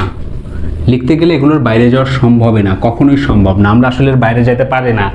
আমি কিছু নোট করেও রেখেছিলাম। ওকে, ডু ডাজ ডিড নিয়ে আসলে কথা আজকে বলবো না, ডু ডাজ ডিড নিয়ে কথা বলবো, তারপরে আমি একটু বলার দরকার নাই, কারণ আমরা জানি প্রেজেন্ট ইনডিফিনিট টেন্সে সাবজেক্ট থার্ড পারসন সিঙ্গুলার হলেই শুধুমাত্র ডাজ হয়, অন্য সকল ক্ষেত্রে ডু হয়, আমরা জানি এটা। আচ্ছা, আর টেন্সের ক্লাস যখন আপনারা করবেন অবভিয়াসলি সমস্যা নেই, ডু ডাজ নিয়ে বিস্তারিত আলোচনা সেখানে আছে। আমি একটু তারপর থেকে আলোচনা করছি হোয়েন এবং ওয়াইল। এই জিনিসটা দেখুন আমাদের প্রয়োজন হয়, ওয়েন এবং ওয়াইল, এটা কারেক্ট ফর্মস অফ ভার্বের আলোচ্য বিষয়। কিন্তু ওয়াইল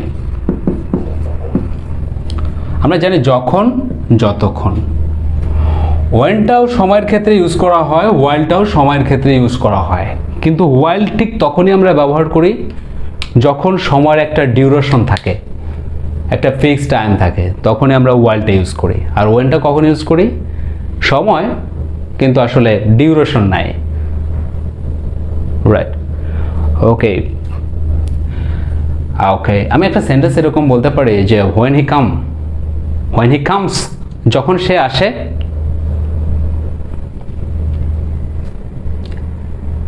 I take my bath, আমি গোসল করি। সেন্টেন্সটা আসলে আকাশ পাতাল পার্থক্য হয়ে গেছে, কিন্তু গ্রামারের কারণের জন্য জোর করে মেলাইলাম আর কি। ওকে, আর ওয়াইলটা কি? ওয়াইল দিয়ে যদি একটা সেন্টেন্স এরকম লিখি যে while walking in the forest I saw a big large snake, অর্থাৎ যখন আমি বনের ভেতর দিয়ে হাঁটছিলাম তখন আমি একটি সাপ দেখলাম, বড় একটা সাপ দেখলাম। তো ওয়াইলটা ডিউরেশন বোঝায়। যাই হোক, না বুঝলেও খুব বেশি একটা প্রবলেম নাই, আমি একটু গ্রামারের দিকে যেতে চাচ্ছি।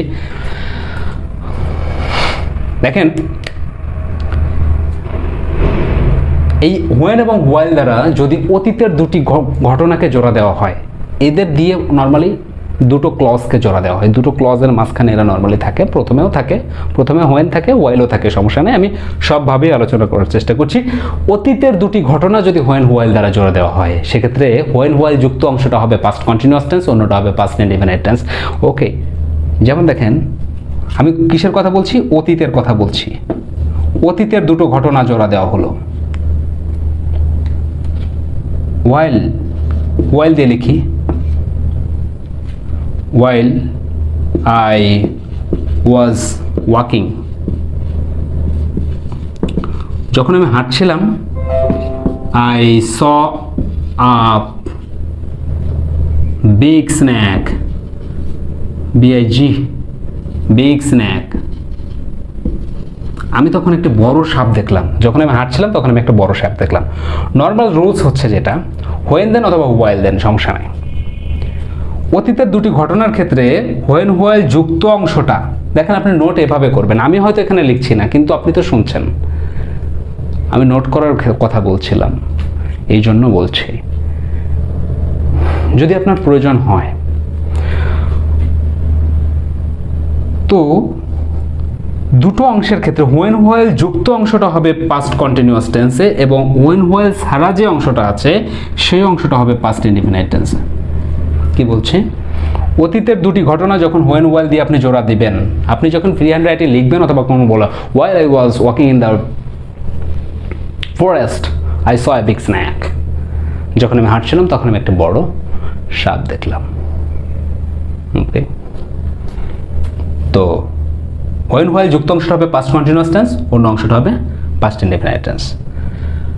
আর অতীত না, যদি বর্তমানের দুটো ঘটনাকে জোড়া দেয় এরা, বর্তমানের দুটো ঘটনা, একটা বললাম অতীতের কথা, একটা past continuous, একটা past indefinite, একটা কথা বলছি বর্তমানের কথা। বর্তমানের যদি দুটো ঘটনাকে এই when while জোড়া দেয়, সেক্ষেত্রে একটা অংশ প্রেজেন্ট indefinite, একটা অংশ প্রেজেন্ট কন্টিনিউয়াস। লুক, ডোন্ট, একটা সেন্টেন্স লিখছি, মেক আ নয়েজ, গোলমাল করো না, while your father, হয়তো মা বলছে, is sleeping। Okay, don't make a noise, গোলমাল করো না, while your father is sleeping, যখন তোমার বাবা ঘুমাচ্ছে তখন কথা বলো না।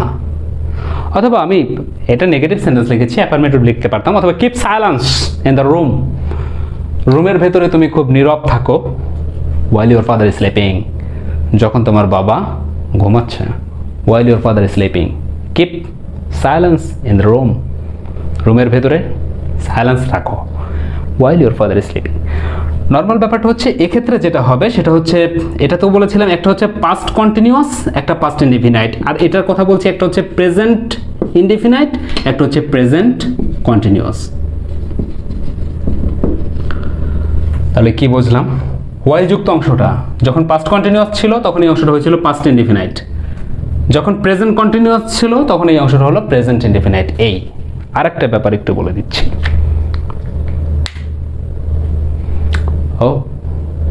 যেমন ধরেন প্রেজেন্টের সঙ্গে কিন্তু ফিউচারের একটা মিল বন্ধন আছে। যেমন আমরা এরকম সেন্টেন্স বলি না, if you want to get A plus, যদি তুমি এ প্লাস পেতে চাও, you will have to study attentively, তোমার কিন্তু মনোযোগ সহকারে পড়াশোনা করতে হবে।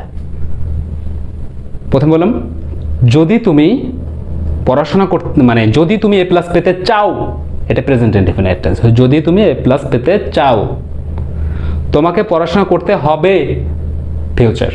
প্রথমটা প্রেজেন্ট ছিল, পরবর্তীটা ফিউচার। তো প্রেজেন্টের সঙ্গে ফিউচারের কিন্তু একটা মিল বন্ধন বা ব্রিজ রয়েছে। তো ওয়েন এবং ওয়াইল দিয়ে একটা বর্তমান এবং একটা ভবিষ্যৎকেও কখনো কখনো একসঙ্গে আপনি করতে পারবেন। যেমন এরকম হতে পারে, আমি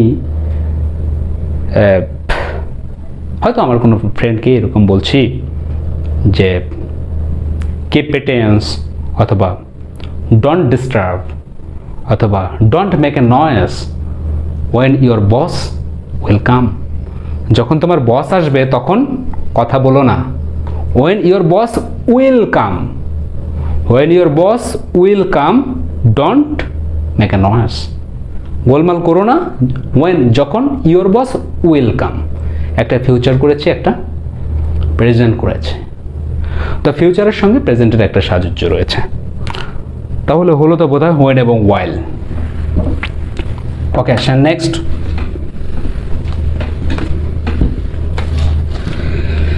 নেক্সট কথা বলবো কি নিয়ে? ইটস টাইম এবং ইটস হাই টাইম নিয়ে। ইটস টাইম এবং ইটস টাইম। আমি একটু সময় নিচ্ছি, কিন্তু খুব স্লো যাচ্ছি তো তাই। Okay, it's time, it's high time. আচ্ছা, ওকে, এটা তো ডায়লগ হয়ে গেছে। আপনি চায়ের দোকানে বসে চা খেতে খেতেও ইটস টাইম, ইটস হাই টাইমের ব্যবহার শুনবেন। আমি তো শুনি। ওকে, ইটস টাইম টু গো, এই এখনই সময় চলে যাওয়ার।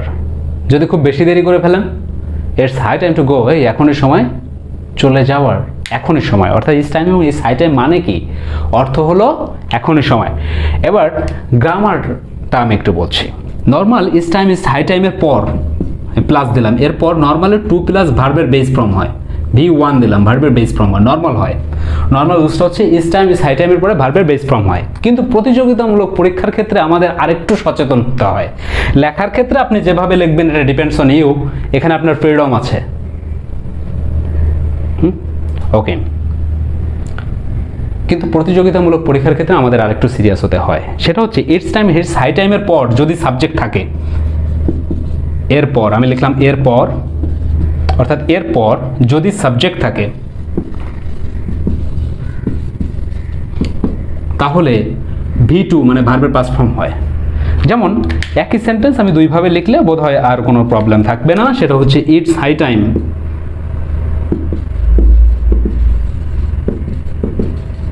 একটা হচ্ছে টু স্টাডি, এখনই উপযুক্ত সময় অধ্যয়ন করার, অথবা এখনই উপযুক্ত সময় টু স্টার্ট আওয়ার ক্লাস, আমাদের ক্লাস শুরু করার। আচ্ছা, এখানে ইটস টাইম ইটস হাই টাইমের পর আমি বলেছি এরপর যদি সাবজেক্ট থাকে, তো ইটস টাইম ইটস হাই টাইমের পরে আমি একটা সাবজেক্ট দিয়ে দিলাম, সেটা হচ্ছে উই। পড়াশোনা কারা করবে? আমরা করব। সেক্ষেত্রে কিন্তু আর স্টাডি কাজ করবে না, সেক্ষেত্রে আপনাকে স্টাডিড ইউজ করতে হবে। স্টাডিড অর্থাৎ ভার্বের পাস্ট ফর্ম, অথবা it's time to start our class, it's time we started our class. কিন্তু অর্থ কিন্তু একই, এখনই উপযুক্ত সময় আমাদের ক্লাস শুরু করার। যদি টু স্টার্ট আওয়ার ক্লাস দেন তাহলেও এখনই উপযুক্ত সময় আমাদের ক্লাস শুরু করার। যদি উই স্টার্টেড আওয়ার ক্লাস দেন সেক্ষেত্রেও অর্থটা এখনই উপযুক্ত সময় আমাদের ক্লাস শুরু করার, কিন্তু গ্রামাটিক্যাল ব্যাখ্যাটা দুই রকম। ওকে, এবার আসেন একসঙ্গে আমরা বেশ কিছু শিখবো, সেটা হচ্ছে অ্যাজ ইফ, অ্যাজ দো এবং উইশ। অ্যাজ ইফ, অ্যাজ দো এবং উইশ, তিনটা ফর্ম। ওকে, এদের ব্যবহার কি আমি একটু দেখি। As if, as though, THOUGH, আর হচ্ছে উইশ। আচ্ছা, উইশ মানে কি? ইচ্ছে হওয়া। আর অ্যাজ ইফ আর অ্যাজ দো মানে হলো যেন। কিন্তু এই তিনটার গ্রামার এক। যেমন আমি এরকম একটা সেন্টেন্স বলতে পারি যে, গ্রামারটা আগে একটু ব্যাখ্যা করে নিই, তারপর এক্সাম্পলের দিকে যাচ্ছি। সেটা হচ্ছে অ্যাজ ইফ, অ্যাজ দো এবং উইশের গ্রামার হলো, মানে তো বলেছি অ্যাজ ইফ মানে যেন, অ্যাজ দো মানেও যেন, আর উইশ মানে কি ইচ্ছা হওয়া। গ্রামার হলো এরপর বিভার্ব যদি আসে, বিভার্ব আসলে অয়ার হবে, এরপর বিভার্ব আসলে অয়ার হবে। এখন বিভার্ব কিভাবে আসে? বিভার্ব কি? বিভার্ব মানে হচ্ছে am is আর was are। বি মানে কি? am is আর, এর past form was are, past participle form been, মানে বি মানে কি হওয়া। যদি আপনার সেন্টেন্সের অর্থের ভেতরে হওয়া জিনিসটা থাকে সেক্ষেত্রে অয়ার হবে, কোনো গ্রামার মানবে না, অয়ার হবে। আর নর্মাল যদি বিভার্ব না আসে, যদি বিভার্ব না আসে, বিভার্ব আসলে তো আর হবে।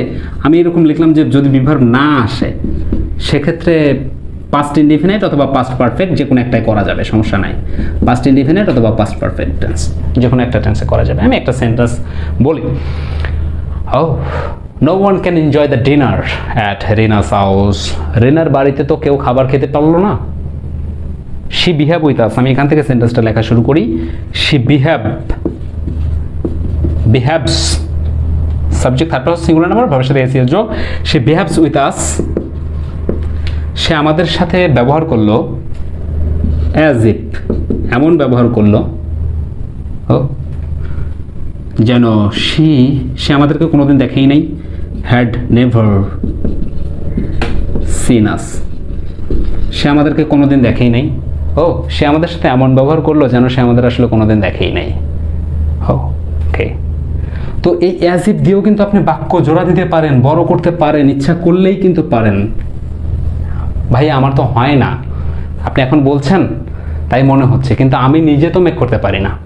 দেখেন, এটা ডিপেন্ডস অন ইউর প্র্যাকটিস। ওকে, আরেকটা ব্যাপার কি, এখানে তো দেখেন বিভার্ব আসে নাই, যে সে এমন ব্যবহার করেছে যেন সে আমাদের কোনোদিন দেখেই নাই, বিভার্ব আসে নাই। এখন বিভার্ব কিভাবে আসে সেটা আমি একটু দেখছি। ওকে, সে ওয়াক্স, সে হাঁটে, অ্যাজ ইফ এমনভাবে হাঁটে, সে যেন সে হয় খোড়া। আচ্ছা, সে হয় খোড়া, আমি হয়টা এখানে লিখলাম, সে হয় খোড়া। খোড়ার ইংলিশ কি? লেম। আচ্ছা, ওকে, সে হয় খোড়া। এখন দেখেন এখানে কিন্তু বিভার্ব আসছে, হয়, বি মানে কি হওয়া, হয়, সে হয় খোড়া। যদি বিভার্ব আসে সেক্ষেত্রে কোনো নিয়ম মানবে না, হয়ের জায়গায় আমি লিখলাম সেক্ষেত্রে হবে কি? অয়ার। শি ওয়ার লেম, সে এমনভাবে হাঁটে যেন মনে হয় সে খোড়া। আরেকটা ব্যাপার, অ্যাজ ইফ অ্যাজ দো উইশের পরবর্তী অংশটা কিন্তু সত্য কথা না, এটা সবসময় মিথ্যা কথা হয়। কেন হয় একটু অ্যানালাইসিস করলে বুঝতে পারবেন। যেমন সে এমনভাবে হাঁটে যেন মনে হয় সে খোড়া, মনে হয় সে খোড়া, যেন মনে হয় সে খোড়া, আসলে কিন্তু খোড়া না। আবার এমন হতে পারে, শি বিহেভস উইথ আস, সে আমাদের সাথে এমনভাবে ব্যবহার করে, অ্যাজ ইফ যেন মনে হয় শি ওয়ার এ মিলেনিয়র, যেন সে খুব কোটিপতি, তা আসলে কিন্তু কোটিপতি না, মনে হয়। অর্থাৎ অ্যাজ ইফের পরের অংশটা কিন্তু সত্য কথা না, মিথ্যা কথা। তাহলে গ্রামেটিক্যাল ব্যাখ্যাটাও বোধহয় আমরা বুঝতে পেরেছি। যেমন দেখেন, শি এর পরে ওয়ার, দেখতে কি খুব ভালো লাগছে? মনে হচ্ছে শি ইজ দিলে ভালো হতো, কিন্তু গ্রামার এটা আপনাকে, you will have to maintain this rules and regulation that has already created by the author. Okay, next one, go. আমরা কথা বলবো it's no good, it's no use, it's no good, it's no good, it's no use. এটা খুব মজার হবে। It's no good is no use, এর মানে হচ্ছে নিরর্থক, শুধু শুধু খামোখা, এরকম। যেমন এই, do you want to go with me to market, তুমি কি আমার সঙ্গে বাজারে যেতে চাও? No no no no no, it's no good going to market with you, তোমার সাথে বাজারে যাওয়ার কোনো মানেই হয় না। অথবা আমি এরকম বলি যে তুমি কি তার সঙ্গে কথা বলো, no, it's no use talking to him, তার সঙ্গে কথা বলার কোনো মানেই হয় না, নিরর্থক, শুধু শুধু it's no good talking to him. Okay, গ্রামারটা একটু বলে দিচ্ছি। গ্রামার হচ্ছে এরপর ভি প্লাস আইএনজি হয়, এরপরে ভার্বের সঙ্গে আইএনজি হয়। নর্মাল ব্যাপারটা হচ্ছে এরকম। সেন্টেন্স একটা লিখছি, it's no good talking to him, মানে কি তার সঙ্গে কথা বলার কোনো মানেই হয় না। এখন you can use easily according to the structure of this that I have written on the board. আপনি চাইলেই কিন্তু পারেন। আমি এখানে একটা সেন্টেন্স লিখেছি, আপনি 10টা মেক করেন না, এভাবেই তো শুরু হবে। ওকে, ডান।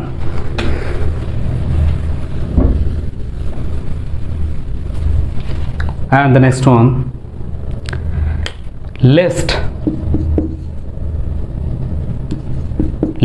লেস্ট মানে হচ্ছে নতুবা। এটা দিয়েও কিন্তু আপনি বাক্য জোড়া দিয়ে বাক্য বড় করতে পারেন।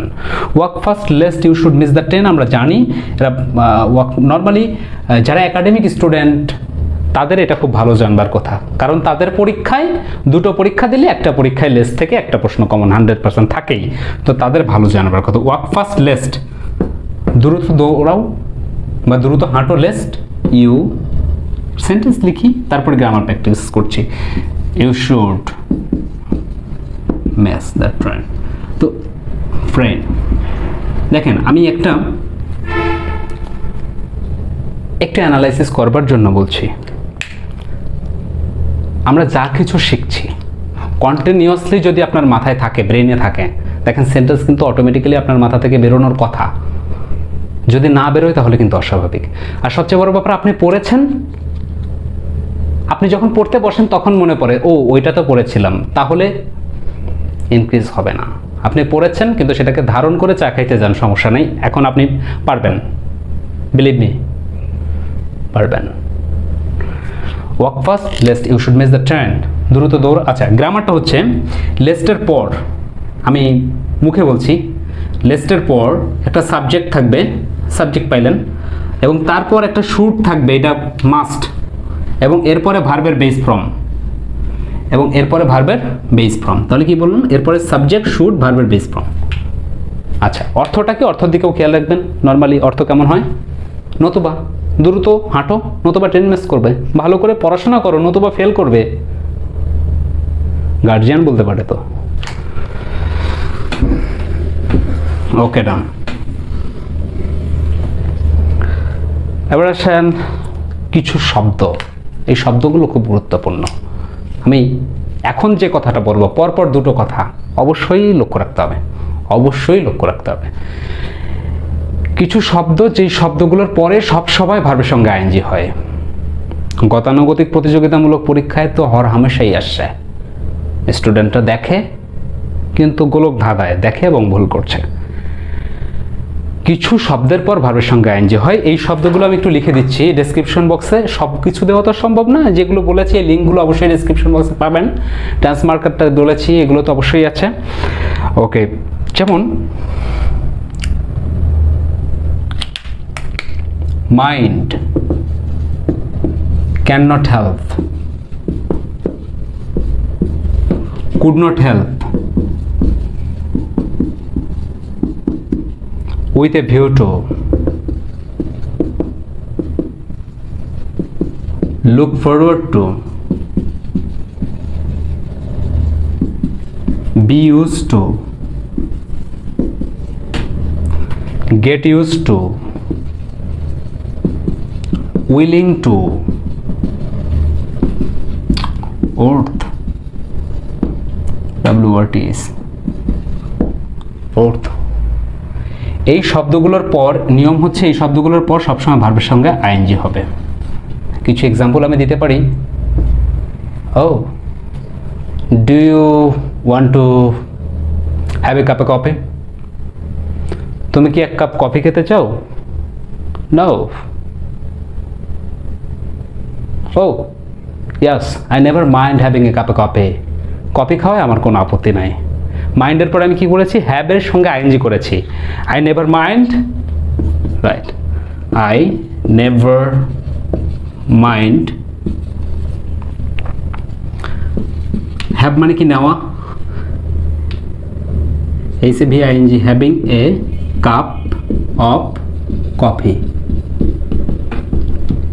অর্থাৎ I never mind having a cup of coffee, অর্থাৎ আমার কফিতে কোনো আপত্তি নাই, আমি কফি খেতে পারি। Never mind having a cup of coffee, আমি কফি খেতে পারবো। অর্থাৎ এই মাইন্ডের পরে দেখেন ভার্বের সঙ্গে আইএনজি করেছি। তো প্রত্যেকটার পরেই কিন্তু ভার্বের সঙ্গে আইএনজি করা যাবে। আচ্ছা, যেমন দেখেন আমি এরকম আরেকটা সেন্টেন্স লিখতে পারি, he is looking forward to going to Europe, say Europe যেতে চাচ্ছে। He is looking forward to going to Europe, he is looking forward to, say Europe যেতে চাচ্ছে। যেমন দেখেন টু, যারা জানেন টু এর পরে কিন্তু ভার্বের সঙ্গে আইএনজি হওয়ার কথা না, কারণ আমরা জানি টু একমাত্র প্রিপোজিশন, যেই প্রিপোজিশনের পরে ভার্বের বেস ফর্ম হয়। ও একটা বিষয় আমি একটু বলে দিচ্ছি, হয়তো আমি লিখবো না কিন্তু মুখে বলে দিচ্ছি, যত প্রিপোজিশন আছে সমস্ত প্রিপোজিশনের পরে যদি ভার্ব আসে তাহলে সেই ভার্বের সঙ্গে আপনি আইএনজি করবেন, শুধু টু ছাড়া। টু এর পরে ভার্বের বেস ফর্ম হয়। ওকে, আই কেম হেয়ার, আমি এখানে এসেছি, ফর গ্যাদারিং, গ্যাদার মানে কি আরোহণ করা, নলেজ, আমি এখানে জ্ঞান আহরণ করতে এসেছি। অথবা I have come here for gathering knowledge, আমি নলেজ আহরণ করতে এখানে এসেছি। ফরের পরে গ্যাদারের সঙ্গে আমি আইএনজি দিয়েছি, ফর একটা প্রিপোজিশন। তো সমস্ত প্রিপোজিশনের পরে ভার্ব আসলে আইএনজি হবে শুধুমাত্র টু এর পরে ভার্বের বেস ফর্ম। অর্থাৎ সেন্টেন্সটা আমি এভাবে বলতে পারি, I have come here to gather knowledge, to gather, I have come here to gather knowledge, অথবা I have come here for gathering knowledge. Okay, I have come here for gathering knowledge, অথবা I have come here to gather knowledge। অর্থাৎ তার মানে কি হলো, two এর পরে শুধু ভার্বের বেস ফর্ম হয়, অন্য সকল ক্ষেত্রে ভার্বের সাথে আইএনজি যুক্ত হয়। কিন্তু দেখেন এই টু গুলো হচ্ছে ফ্রেজাল টু, এই টু গুলো ফিক্স, এই টু এর পরে ভার্বের বেস ফর্ম হয় না, আইএনজি যুক্ত হয়, এটা একটু মনে রাখতে হবে। এই টুগুলো কিন্তু fix, with a view to, look forward to, একটা আছে কি বি ইউজ টু, একটা গেট ইউজ টু, একটা উইলিং টু। 1 2 3 4 5, এই 5টা টু এর পরে ভার্বের সঙ্গে আইএনজি যুক্ত হয়। এছাড়া যত টু আছে সব টু এর পরে ভার্বের বেস ফর্ম হয়। বোধহয় বোঝাতে পেরেছি। ওকে, ডান। এবার আসেন ভার্বের সঙ্গে আইএনজি কোথায় কোথায় হয় বললাম তো, প্রিপোজিশনের পরে ভার্বের সঙ্গে আইএনজি হয় টু ছাড়া। এই শব্দগুলোর পর ভার্বের সঙ্গে আইএনজি হয়, আর একটা জায়গায় ভার্বের সঙ্গে আইএনজি হয়, সেটা একটু একটু বলে দিচ্ছি। আর কোথায় কোথায় দেখেন আইএনজি আপনি কোথায় দেবেন, ভার্ব পাইলেই আইএনজি দেওয়া যাবে না, যেই জায়গাগুলোয় আইএনজি দেওয়া যায় সেই জায়গাতেই আপনাকে আইএনজি দিতে হবে। কি কি পেলাম, প্রিপোজিশনের পরে ভার্ব আইএনজি, যে শব্দগুলো পড়লাম এই শব্দগুলোর পরে ভার্ব আইএনজি। আর একটা জায়গায় 3টা আইএনজি মনে রাখবেন, সেটা হচ্ছে সিম্পল সেন্টেন্সে। সিম্পল সেন্টেন্সে যদি একটা বাক্যে দুটো ভার্ব পান, একটা বাক্যে আপনি দুটো ভার্ব পেলেন, আপনি আপনার মতো করে নোট করবেন, আমি মুখে বলছি শুনে শুনে। আমি এক্সাম্পল দিচ্ছি, সিম্পল সেন্টেন্সে একটা বাক্যে দুটো ভার্ব পেলেন, পরবর্তী ভার্বের সঙ্গে আপনি আইএনজি করতে পারবেন। যেমন দেখেন,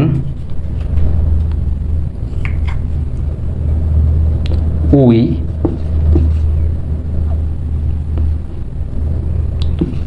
ওয়েন্ট টু মার্কেট, আমরা বাজারে গেলাম, কেন, having a cup a coffee, আমরা কফি খাবার জন্য বাজারে গেলাম। দেখেন দুটো ভার্ব, একটা ওয়েন্ট এই বাক্যের মেইন ভার্ব, একটা বাক্যে দুটো ভার্ব আপনি কিন্তু পেয়েছেন। এই যে পরবর্তীতে দূরে আর একটা ভার্ব, এই ভার্বের সঙ্গে আপনি আইএনজি করবেন। আরও একটা জিনিস করা যায়, সেটা হচ্ছে টু প্লাস ভার্ব 1, একটাকে বলা হচ্ছে ইনফিনিটিভ, আর একটাকে বলা হচ্ছে পার্টিসিপল বা জিরান। কিন্তু এই ভার্বের সঙ্গে আইএনজি হলে দুটো জিনিস হয়, একটা জিরান হয়, একটা পার্টিসিপল হয়। প্রেজেন্ট পার্টিসিপল হয় একটা, জিরান হয় একটা। কখন প্রেজেন্ট পার্টিসিপল হয় আর কখন জিরান হয়, এই ব্যাপারে আমাদের আলোচনা থাকবে। এখন এই ক্লাসে আলোচনা করতে চাচ্ছি না, এই ব্যাপারে আলোচনা ইনশাল্লাহ থাকবে ইনশাল্লাহ। একটা ইনফিনিটিভ হয়, একটা জিরান্ড অথবা একটা প্রেজেন্ট পার্টিসিপল হয়। তো সেটা যাই হোক, প্রেজেন্ট পার্টিসিপলে রূপান্তরিত হোক আর জিরান্ডে রূপান্তরিত হোক, একটা বাক্যে দুইটা ভার্ব পেলে আপনি পরবর্তী ভার্বের সঙ্গে আইএনজি দিবেন অথবা 2+V1 দেবেন। তবে এক্ষেত্রেও কিন্তু কথা আছে, কিছু কিছু ক্ষেত্রে আইএনজি দেওয়া ভালো, কিছু কিছু ক্ষেত্রে 2+V1 দেওয়া ভালো। ভুল আসলে নর্মালি হয় না, ভুল না, কিন্তু কিছু কিছু ক্ষেত্রে ভালো, উত্তম, আইএনজি দেওয়া উত্তম, কিছু কিছু ক্ষেত্রে 2+V1 দেওয়া উত্তম। তবে বিগিনার্সদের বলি সমস্যা নাই, একটা বাক্যে দুইটা ভার্ব, পরবর্তী ভার্বের সঙ্গে আপনি আইএনজি বসায় দেন অথবা 2+V1 দিয়ে দেন, ইচ্ছা মতো আগে দিতে থাকেন, পরে কোনটা উত্তম এটা আপনি নিজে বুঝতে পারবেন, আমাদের আলোচনাও থাকবে ব্যাপারে ইনশাআল্লাহ। তাহলে আইএনজি কোথায় কোথায় বসলো আমরা হয়তো বুঝতে পারলাম। এবার আসেন ভার্বের বেস ফর্ম কোথায় কোথায় হয়। একটা জায়গায় ভার্বের বেস ফর্ম হয় আমরা বলেছি সাবজাংটিভ মুড, সাবজেক্টিভ মুডে দ্যাট ক্লোজের পরে ভার্বের বেস ফর্ম হয়। আর যে যে জায়গাগুলো ভার্বের বেস ফর্ম হয়, modal auxiliary verb, modal AXV দিলাম আমি, মানে মডাল অক্সিলারি ভার্ব কোনগুলো আমরা সবাই চিনি, shall, should, will, would, can, could, may, might, must. এর সঙ্গে আরো কিছু শব্দ আছে, am to, is to, are to, have to, has to, had to, had better, had rather, would better, would rather। এই যে শব্দগুলো বললাম, এই শব্দগুলোর পরে ভার্বের বেস ফর্ম হয়। এই মডাল অক্সিলারি ভার্বের উপর বোধহয় আমার ফ্রি হ্যান্ড রাইটিং এর একটা ক্লাস রয়েছে, ডেসক্রিপশন বক্সে আমি ওই ক্লাসের লিংকটাও দিয়ে দিয়েছি, আপনারা একটু করে নিলে আপনি বুঝতে পারবেন যে শুড দিয়ে কিভাবে বাক্য মেক করব, হ্যাড বেটার দিয়ে কিভাবে বাক্য মেক করব, উড রাদার দিয়ে কিভাবে বাক্য মেক করব। কিন্তু নর্মাল ব্যাপার হচ্ছে এদের প্রত্যেকের পরেই ভার্বের বেস ফর্ম হয়, অর্থাৎ উডের পরে ভার্বের বেস ফর্ম, শুডের পরে, কুডের পরে, মাইটের পরে, হ্যাড বেটারের পরে, উড রাদারের পরে, অ্যাম টুর পরে, ইজ টুর পরে, হ্যাভ টুর পরে, হ্যাজ টুর পরে, এগুলোর পরে ভার্বের বেস ফর্ম হয়। তাহলে কি বলেছি, মডাল অক্সিলারি ভার্ব আমি সবগুলো এখন মুখে বলেই ফেলেছি, আপনি চাইলে শুনে শুনে একটু পজ করে করে লিখে লিখে নোটও করতে পারেন, কোনো সমস্যা নাই। দেখেন একটা এক্সাম্পল কিন্তু বহুল পরিচিত, সেটা হচ্ছে আমরা স্টেশনে যেতে না যেতে ট্রেনটি ছেড়ে দিল, সে আসতে না আসতেই পার্টিটি শুরু হয়ে গেল। এই যে তেনাতেই, এই তেনাতেই দিয়ে আপনি কিভাবে বাক্য নিজে বানিয়ে লিখবেন, অর্থাৎ কোন গ্রামেটিক্যাল ফর্মে, সেটা আমরা একটু দেখে আসি। একটা মনে রাখলেই বোধহয় সবগুলোই আনসার করা সম্ভব। একটার সবগুলো কি সেটা আমি একটু দেখানোর চেষ্টা করছি। No sooner had dot dot দেন, অর্থাৎ আপনি যদি নো সোনার হ্যাড দিয়ে বাক্য শুরু করেন সেক্ষেত্রে মাঝখানে একটা দেন লাগবে। স্কার্সলি হ্যাড, অর্থাৎ scarcely had dot dot when, অর্থাৎ স্কার্সলি হ্যাড দিয়ে যদি বাক্য শুরু করেন মাঝখানে একটা হোয়েন লাগবে। আর হচ্ছে হার্ডলি হ্যাড দিয়ে বাক্য শুরু করলে মাঝখানে একটা বিফোর লাগবে। অর্থাৎ আমরা তো নর্মালি নো সোনার হ্যাড দিয়ে, এই যে no sooner had we reach the station then the train left, এই নো সোনার হ্যাডের সঙ্গে পরিচিত, কিন্তু মজার ব্যাপার হলো নো সোনার হ্যাড জিনিসটাও যা, স্কার্সলি হ্যাডও তাই, হার্ডলি হ্যাডও তাই, এই তিনটার মানেই কিন্তু তে না তেই। গ্রামার একটু ভিন্ন আছে, বেসিক গ্রামারটা একই, একটু ভিন্ন। স্কার্সলি হ্যাড যদি আপনি দেন বা স্কার্সলি হ্যাড দিয়ে যদি বাক্য শুরু করেন মাঝখানে একটা হোয়েন লাগবে, হার্ডলি হ্যাড দিয়ে যদি বাক্য শুরু করেন মাঝখানে একটা বিফোর লাগবে। ওকে ওকে, এবার আসেন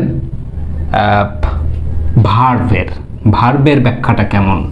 সেক্ষেত্রে এই দেনের আগে, হোয়েনের আগে, বিফোরের আগে, অর্থাৎ এই হ্যাড যুক্ত অংশটা V3 বা ভার্বের পাস্ট পার্টিসিপল ফর্ম হবে, V3 বা ভার্বের পাস্ট পার্টিসিপল ফর্ম হবে, V3 বা ভার্বের পাস্ট পার্টিসিপল ফর্ম হবে।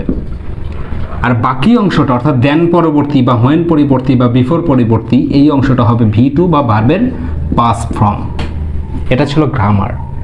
এবার ওই যে বহুল পরিচিত যেই সেন্টেন্সটা, সেই সেন্টেন্সটা আমরা একটু লিখি। উই রিচ দ্য স্টেশন, না নো সোনার হ্যাড